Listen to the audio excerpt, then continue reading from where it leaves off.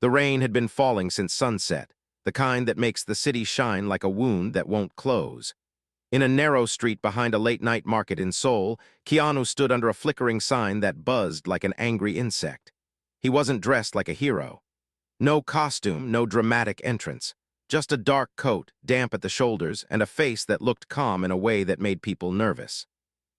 He had promised himself he would live quietly now, that he would stop being the man the world turns into a rumor. For months, he'd kept that promise. He helped at a small community center on weekends, fixed broken chairs, served soup without asking anyone's name first. He listened more than he spoke. People liked him because he made them feel safe, and he never acted like he knew he was famous. Tonight, safety felt far away. Ana de Armas sat inside an old van parked near the curb, hands clenched in her lap, trying not to let her breathing turn into panic. The van smelled like cold metal and stale coffee, and it felt too small for the fear in her chest. She wasn't tied up. That would have been easier to explain. Instead, she was here because she had chosen to be, because she thought she could protect someone else by offering herself as the bargaining chip. She kept replaying the moment that brought them here. A young interpreter from the set, a shy girl who had been quietly sending money back home, suddenly gone missing. The police report had become a neat paragraph with no urgency. The producers had said, "We shouldn't get involved." Anna had nodded like she understood, then walked out and started asking questions anyway. Kindness can be a stubborn thing. Sometimes it is the most dangerous thing you can carry. Keanu had tried to talk her out of it. Not because he didn't care, because he cared too much. He had seen what happens when good people step into the wrong darkness. He had lived through the cost of being brave. But Anna had looked at him with that steady, aching honesty and said, "If we don't go, no one will." Now they were here. Across the street, behind a door painted red like dried blood, the Korean Mafia boss known as Chairman Kang was holding court. People said he owned clubs, debt, and silence. People also said he liked to collect favors the way others collect art, displaying them, never returning them. You could pay him money, and he'd still make you feel like you owed him more. There were men at the door with clean haircuts and quiet eyes, the kind who don't need to raise their voices to be heard. Keanu watched that door like it was a memory he couldn't escape. His fingers flexed once, then went still. A younger version of him would have checked his weapons, counted angles, planned exits. This version carried nothing but a phone, a small envelope, and the weight of a promise. Anna leaned forward from the van, her voice low. "You don't have to do this." Keanu didn't look at her right away. When he did, his eyes held something soft that didn't belong in a place like this. "I'm not doing it because I can," he said. "I'm doing it because you shouldn't have to." That was the thing about him. He never tried to be the center of the story. He tried to be the shield. Humility doesn't look like weakness when you're willing to stand in front of the danger. Anna swallowed hard. What if they recognize you? "They already did," Keanu said, and for the first time his calm cracked just enough to show what was underneath. Not fear, not arrogance, something older, grief sharpened into discipline. "That's why they sent the invitation." Anna's stomach dropped. Invitation. Keanu held up the envelope. There was no name on it, just a symbol stamped in black wax, a crane with one wing broken. "They're not meeting us to negotiate," he said quietly. "They're meeting us to make sure I remember what I used to be." Rain slid down the van window like tears that refused to stop. Anna felt the cold truth settle into her bones. This wasn't just about the missing girl anymore.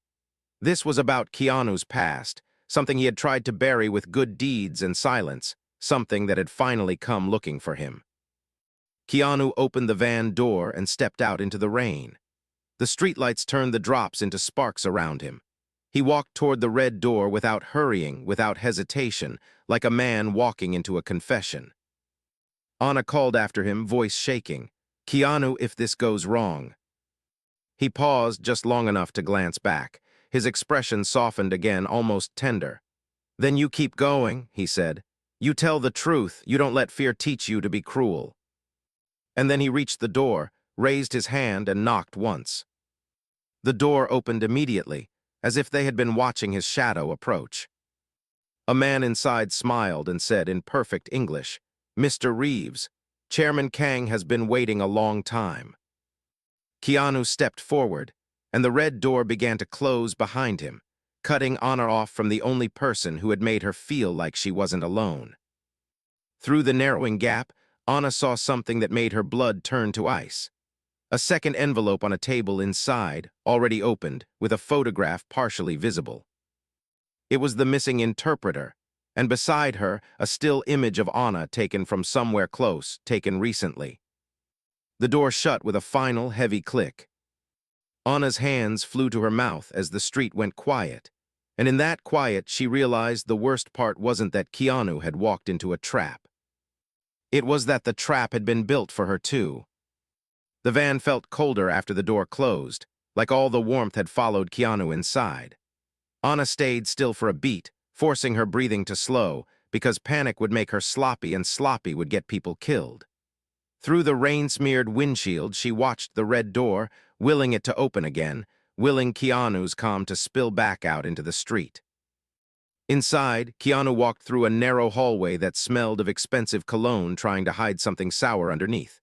Men stood along the walls, not blocking him, just measuring him with eyes that had done worse than judge.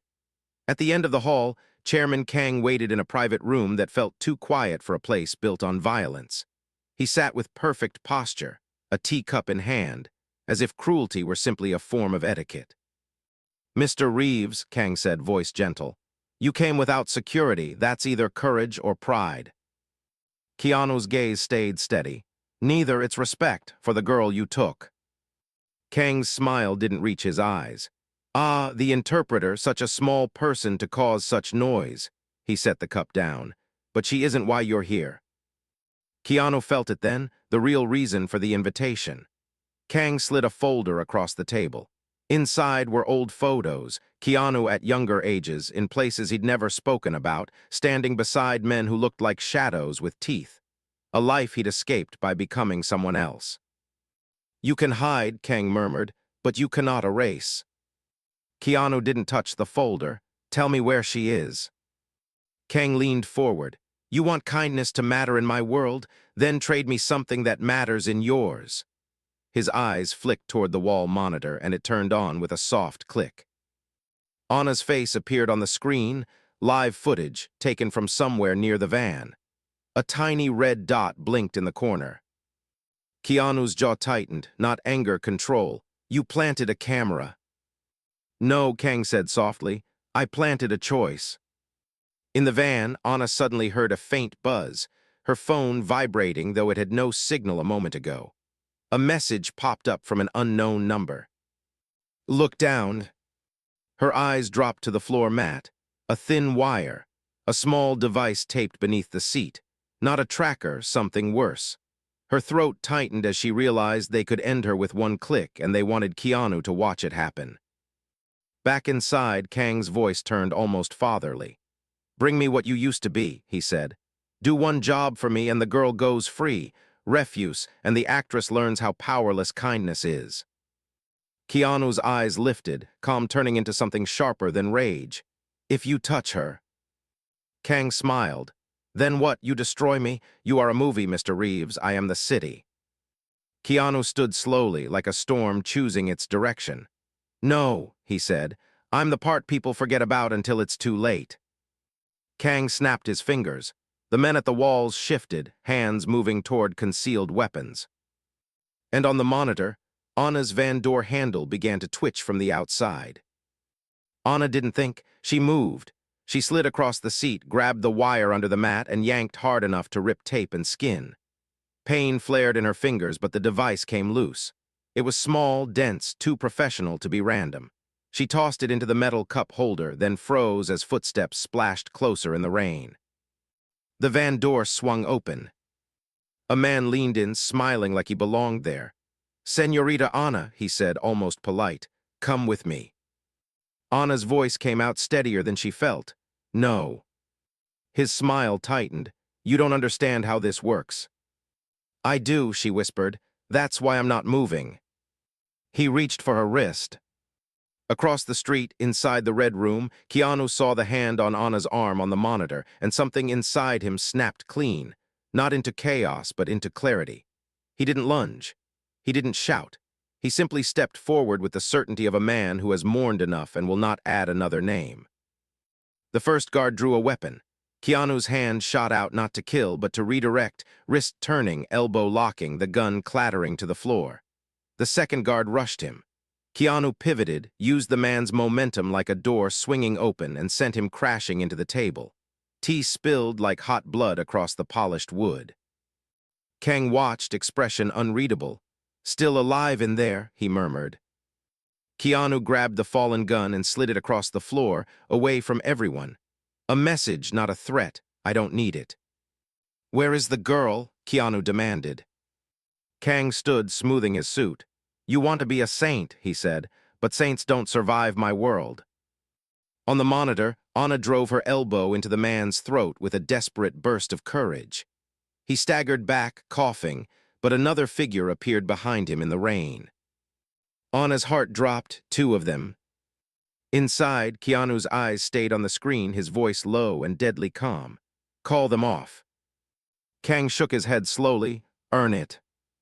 Keanu turned away from the monitor and stepped toward Kang, not like an actor playing tough, but like a man who had tried peace until peace ran out. "You're right," he said. "I can't erase what I used to be."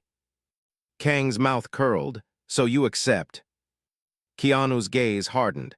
"I accept that you chose the wrong person to threaten." Kang's men surged again, three at once. Keanu moved through them like a prayer turning into a weapon, precise, merciful where he could be, brutal where he had to be. He slammed one into the wall, disarmed another, and dropped the third with a blow that ended the fight without ending the man. He was not fighting for pride. He was fighting to keep honor alive without turning into a monster. But even as bodies hit the floor, Kang slipped back toward a side door with the calm of a man who always has an exit. Keanu saw it too late. Kang opened the door and spoke one sentence into the hallway, soft enough to be mistaken for kindness. "Bring her inside." On the monitor, Anna's van was surrounded. Anna backed out of the van into the rain because staying inside meant being trapped, and trapped meant being owned. The market lights blurred through the downpour as two men closed in, one from each side, moving like they'd practiced this on 100 terrified people. "Stop," Anna shouted, partly for help, partly to remind herself she still had a voice. No one came, not because no one heard, because everyone understood what that red door meant. She ran. Her shoes slapped wet pavement, her lungs burned, and her mind raced through every option like flipping channels too fast. She darted between stalls, past tarps and boxes, past a fruit seller who looked away with shame. A corner, a dead end. The men appeared, breath calm, steps steady. One reached into his coat. Anna lifted her hands. "Please," she said, not begging for herself, begging for the missing girl, begging for every person who had ever been told their fear was their fault. "You don't have to do this." The man's face flickered, half a second of hesitation, then it hardened. "I do." Behind him, the red door burst open. Keanu came out into the rain like a man returning from the underworld. His coat was torn at the shoulder. Blood, someone else's, marked his knuckles. His eyes were fixed on Anna, and the relief in them was so raw it almost looked like pain. "Let her go," he said. The men turned, surprised, then amused. "You're alone," one of them said. Keanu nodded once, yes. And in that single word was humility, not bravado. He wasn't claiming power. He was admitting the truth and still standing there anyway. The man pulled the gun.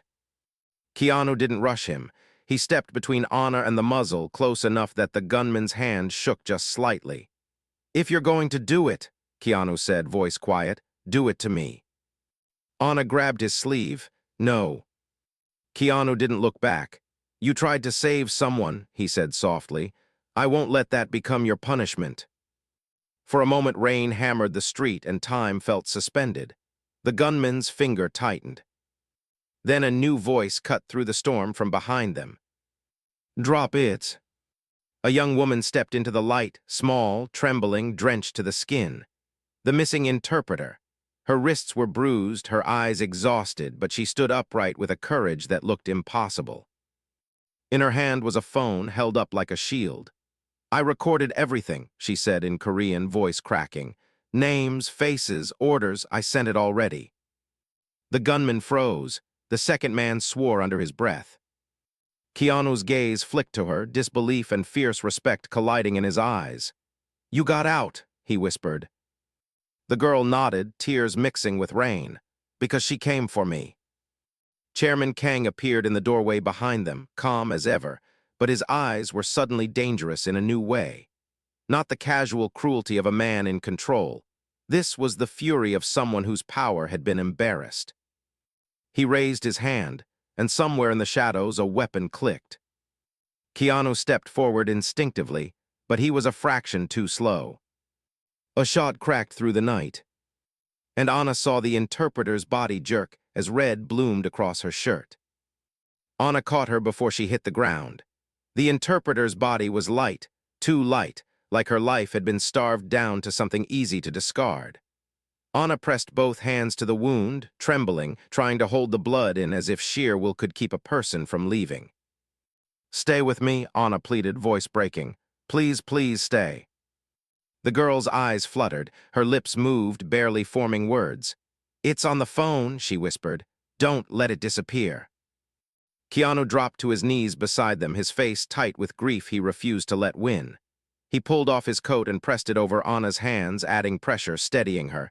His voice turned gentle, almost fatherly. You're not alone, he told the girl. You were brave, you did the right thing. The gunmen hesitated now. The recording had changed the math. Violence is easy when no one will speak. It gets complicated when the truth has already escaped. Chairman Kang stepped out into the rain, the world around him suddenly less obedient. Give me the phone, he said, still calm, still pretending he could buy the moment back. Anna looked up at him with fury so clean it surprised her. You don't get to erase her. Kang's eyes narrowed. You think your anger matters here.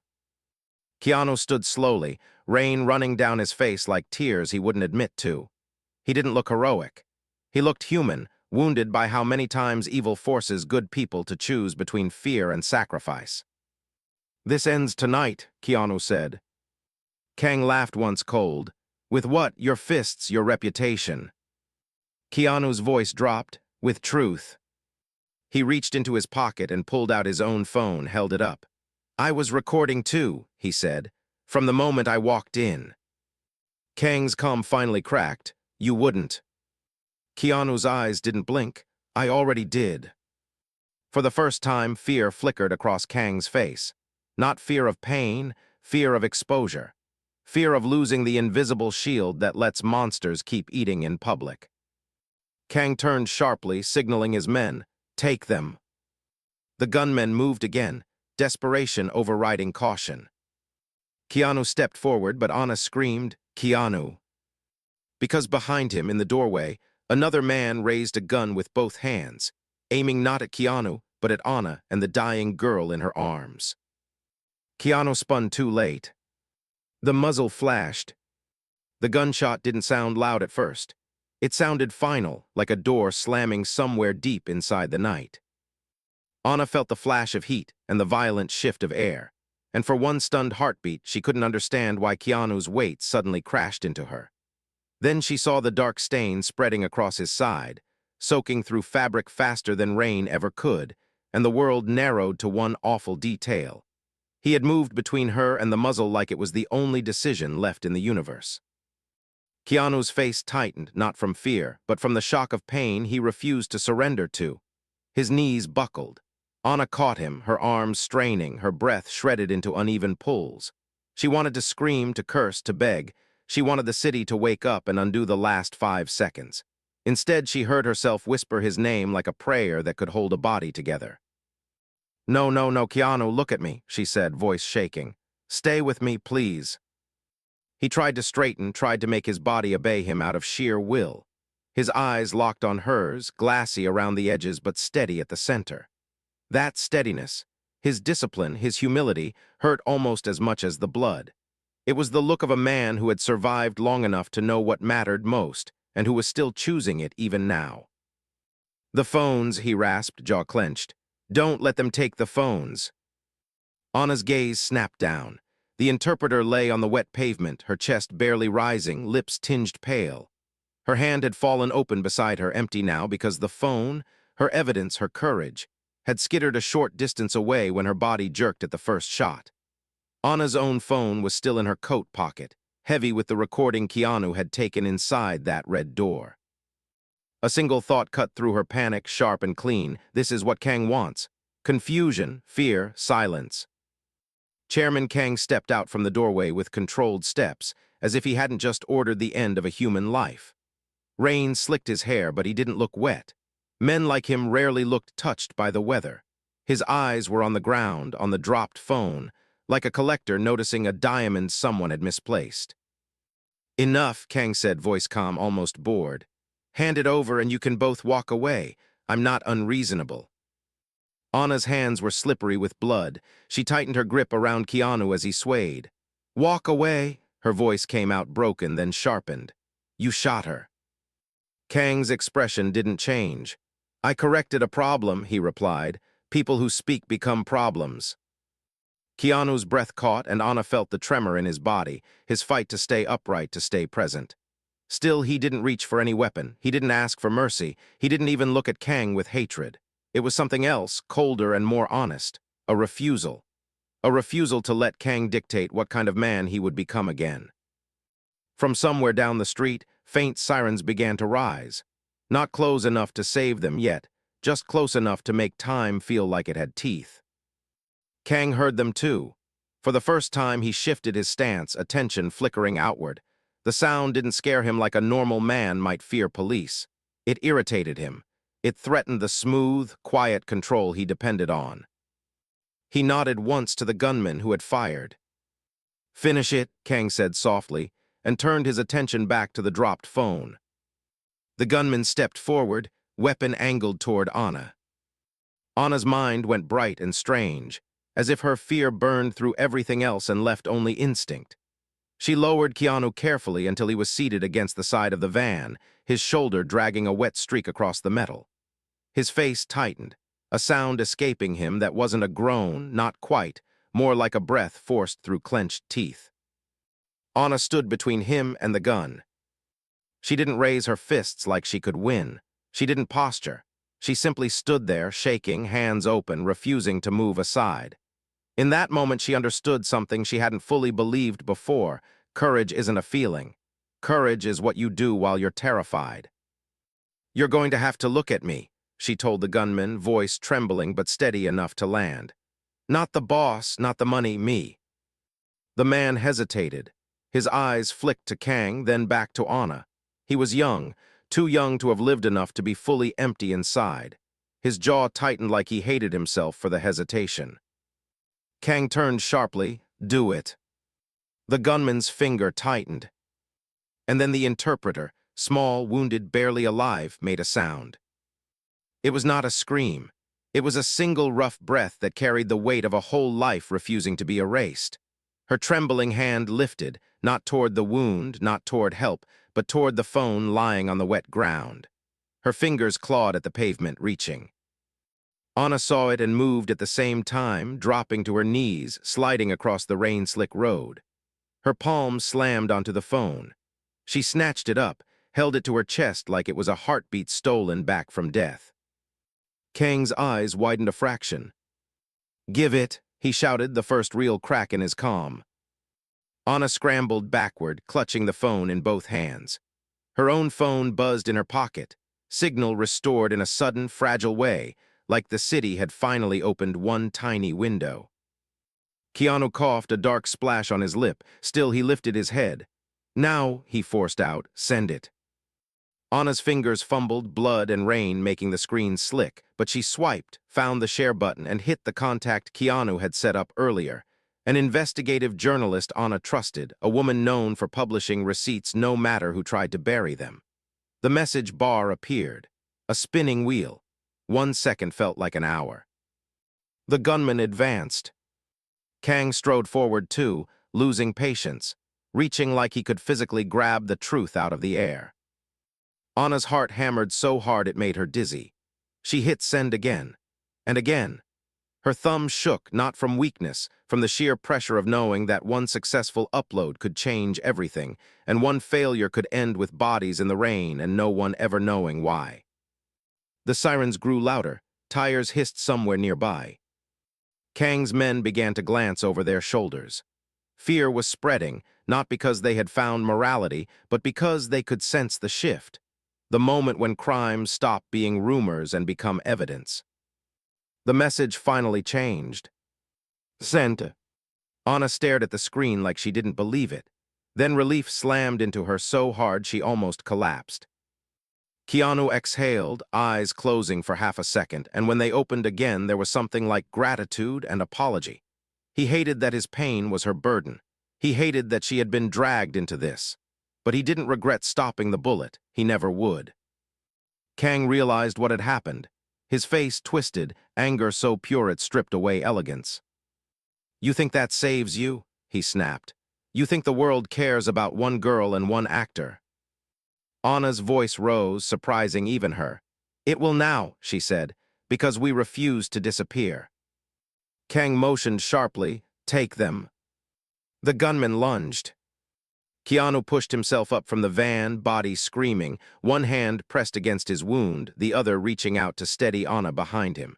He moved like a man walking through fire on purpose. The first step looked impossible. The second step looked like willpower. By the third, he was standing between Anna and the gun again.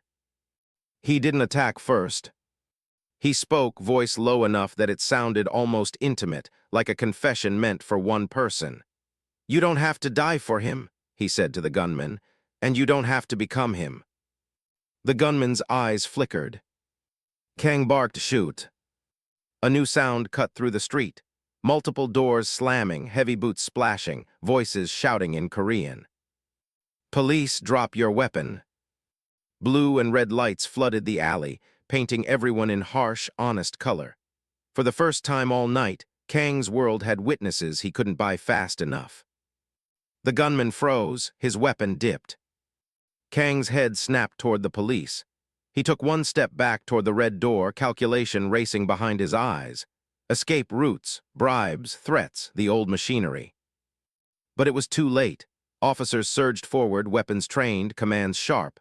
One grabbed Kang's arm. Kang jerked away, his mask slipping. "You know who I am," he shouted, voice cracking with disbelief. A young officer answered, fearless in a way that comes from finally having something solid to stand on. "We do," he said. "We have your voice, we have your orders." Kang's gaze shot to Anna's phone in her hand, then to Keanu, then to the interpreter's body on the ground. His face hardened, hatred turning personal. As officers pushed him toward a squad car, he leaned forward against their grip and hissed, "This city will forget you." Keanu met his eyes, pale from blood loss but unflinching. "No," he said, voice steady, "it won't forget her." Anna looked down at the interpreter, tears breaking free now that the immediate danger had shifted. The girl's eyes were half open, glassy, fixed on something beyond the rain. Anna reached for her hand and held it tight. "I sent it," Anna whispered. "You did it, they can't hide it." The interpreter's fingers squeezed once, so small Anna almost imagined it. Her lips trembled into the faintest shape of a smile, and then her hand went slack. Anna's sob tore out of her, raw and uncontained. The street noise, the sirens, the shouted orders, everything blurred behind that sound. It was grief, but it was also fury. Fury that goodness had to bleed to be believed. Keanu swayed. A medic rushed in, hands firm, voice professional. "Sir, stay with me. We need to get pressure on that wound." Keanu's eyes searched through the chaos until they found Anna again. He looked ashamed, almost, like he'd failed to keep the pain from reaching her. "You were right," he whispered to her as the medic wrapped him. "If we don't go, no one will." Anna wiped her face with the back of her wrist, smearing rain and blood and tears together. "And she paid the price," Anna said, voice trembling with anger. Keanu's breathing hitched. "And because of her," he said, "others won't." It wasn't a promise that everything would be okay. It was a promise that her life would mean something larger than her death. In the days that followed, the recordings detonated across the city like thunder that couldn't be unheard. The journalist published the files in full, voices, names, timelines, proof. Kang's network, built on the assumption that fear would keep everyone quiet, began to crack as people who had been forced into silence finally saw a way out. Witnesses came forward. Victims spoke. A few men tried to disappear. Some were caught. Some ran. And in the middle of it all, Anna refused to return to comfort and pretend she hadn't seen what she'd seen. She went to the hospital every day, sitting beside Keanu's bed when he was awake, and when he wasn't, reading updates from the investigation aloud so he'd know the truth was still moving, still spreading. Keanu hated the attention. He hated the headlines that tried to turn a human choice into a headline stunt. When he could finally stand on his own, he asked Anna to take him somewhere quiet. They went to the community center.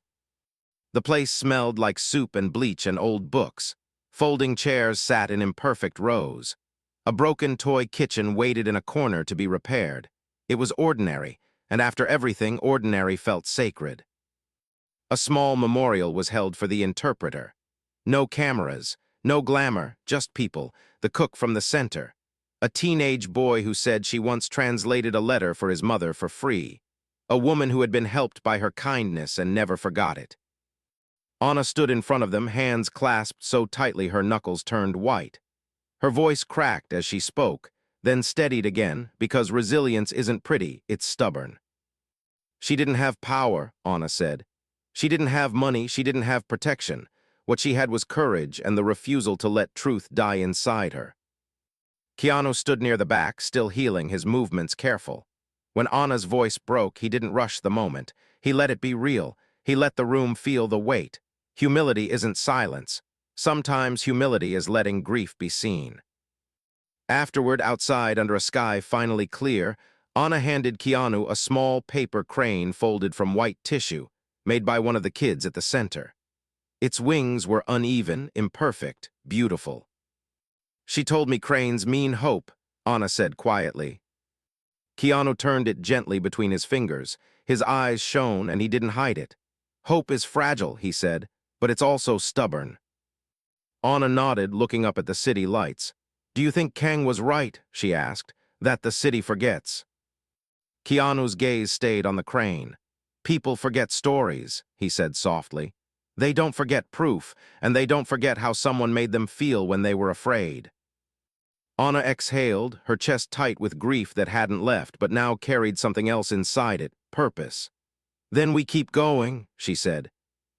Keanu looked at her, and there was no hero worship in his expression, no drama, just respect. For her, he said, and for the next person who thinks no one will come. Anna's phone buzzed in her pocket. She pulled it out and saw a message from an unknown number, just text on a bright screen, simple and poisonous. You think this is over?